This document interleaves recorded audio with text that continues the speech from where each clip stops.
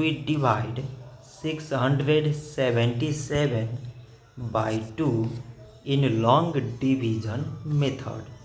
So 2 times 3 is 6. On subtracting we get 0. So now we put down the 7 and 2 times 3 is 6. On subtracting we get 1.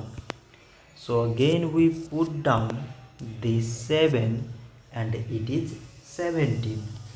So 2 times 8 is 16. On subtracting we get 1. So now this 1 is less than 2 and there is no other number to put it down. So we take here decimal so that we put 0. So it is 10 and 2 times 5 is 10. On subtracting we get 0.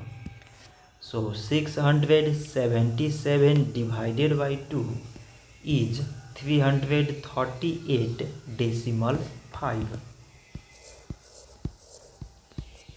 So this much for today and thanks for watching.